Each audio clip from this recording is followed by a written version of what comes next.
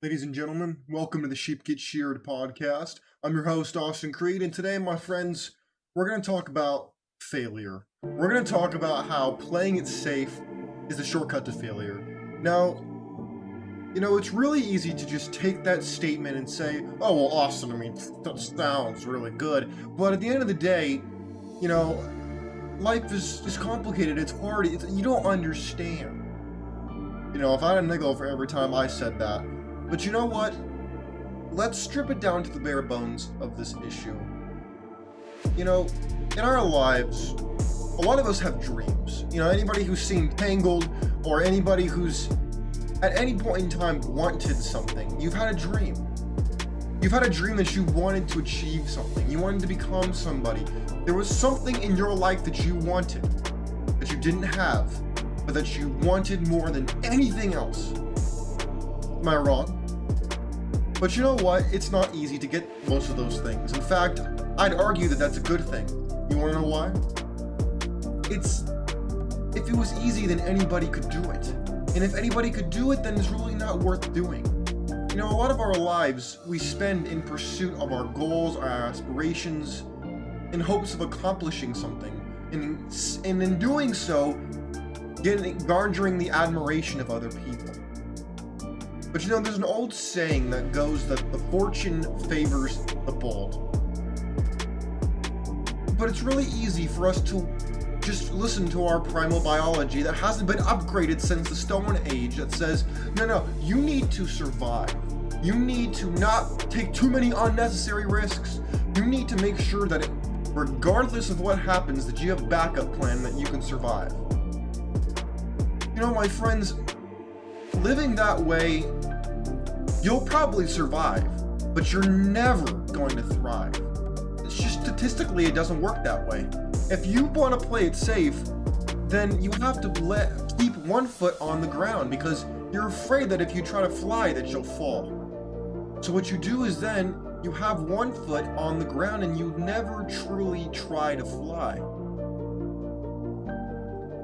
Now, you know what? I think there's a video that I should show that really drives this concept home. So here's what we're going to do. What we're going to do is we're going to listen to and we're going to watch this because I think that it's something that people need to hear. So many people it's who one of these things have never experienced high levels of adversity. And it's really easy to say these things in hypothetical. And all of a sudden they're confronted with it. If you've played it safe your whole life, you really live this out. done Some it. of us, we face this without even realizing, we're thrown into these situations and we have to learn to survive. A lot of us have to throw ourselves in the deep end to learn to swim. So without further ado, what we're going to do is we're going to look at this video and let me know what you think in the comments or on my Twitter page at Sheep Get Sheared. Let's do this. So many people who have never experienced high levels of adversity, and all of a sudden they're confronted with it. If you've played it safe your whole life, you've really never done anything risky, never taken any chances, you've had a regular life and a regular job, you play it safe. And then all of a sudden now you're fucked and you're confronted with a perhaps deadly disease that might take you out, and you got all these other problems in the world, and everybody's like, and they don't have the coping skills. They don't have the ability to handle these things. I know the music was probably kind of loud, but my friends, let's be honest for a second. A lot of us, we want the freedom to be comfortable. We don't like the idea of facing things that are really tough and hard and could really lead to permanent disaster. And that's part of who we are. That's because in the old days, we had to fight saber-toothed tigers. We had to fight these giant creatures, disease, and whatnot. But today, largely, we only face our own adversity. We face the people around us. We face off with ourselves as our own worst enemy. And it's really easy to be surrounded by a life of relative comfort and ease, but then not have the ambition that our forefathers had. To not have the desire to thrive because it's so easy to survive.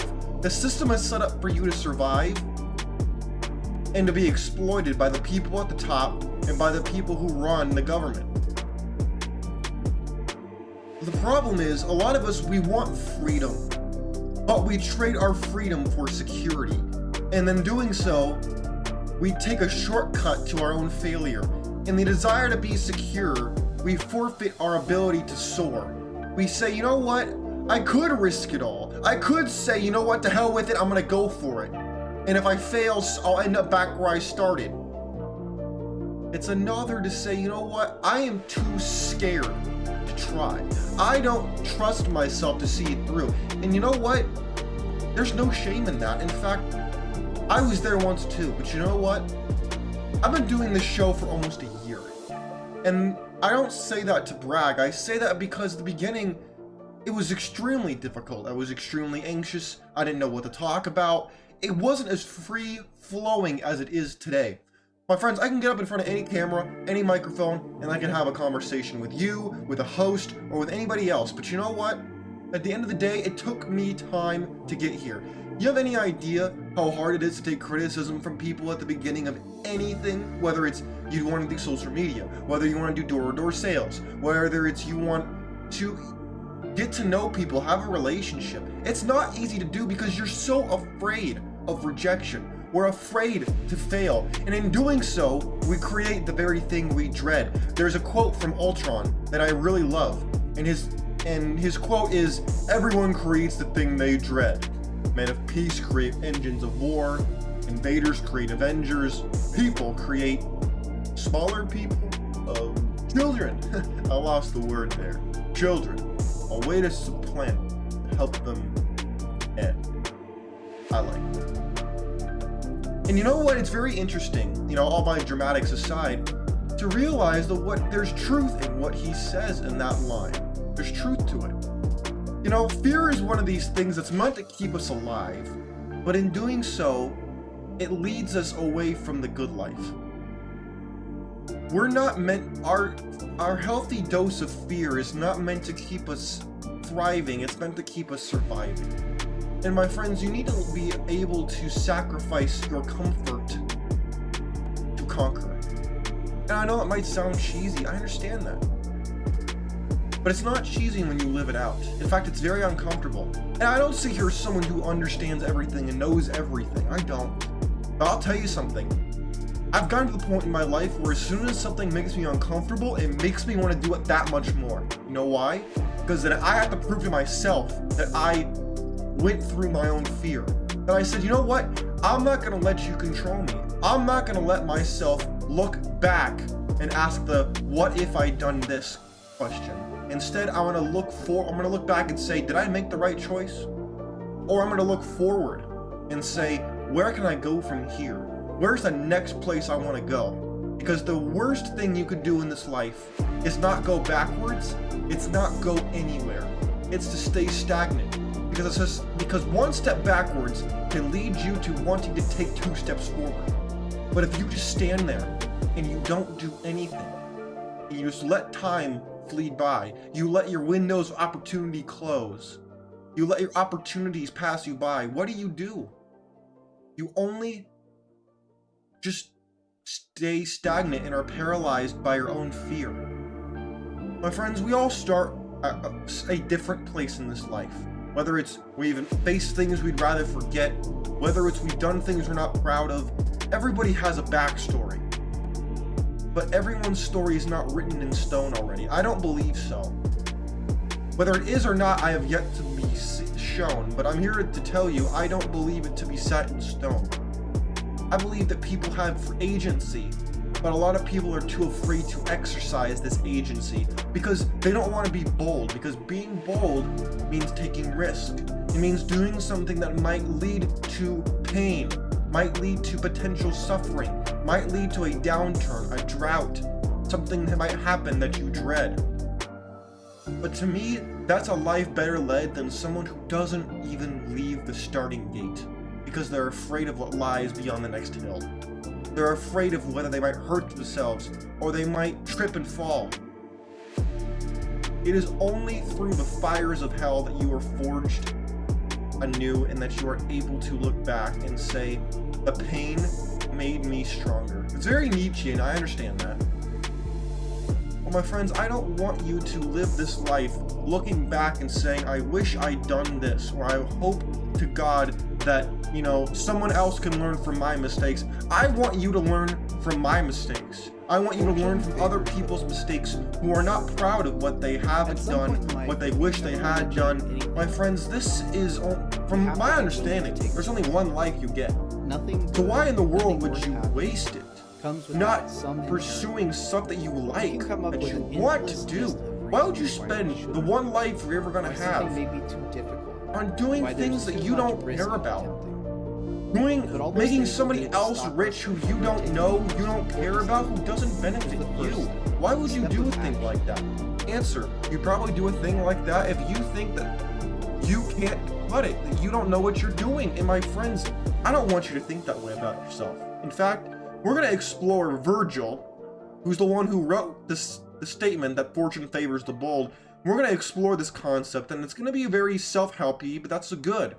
Because this is going to help us. Let's learn about this, shall we? Fortune favors the bold. Virgil. At some point in life, if you ever want to achieve anything worthwhile, you have to be willing to take a risk. Nothing good, nothing worth having, comes without some inherent risk. We can come up with an endless list of reasons why we shouldn't do something, why something may be too difficult, why there's too much risk in attempting. But all those things will do will stop us from ever taking the most important step of all, which is the first step, the step of action. Only those that are willing to risk failure can achieve success. Only those that are willing to risk harm can ever achieve well-being. Only those that are willing to risk heartbreak can ever find true love.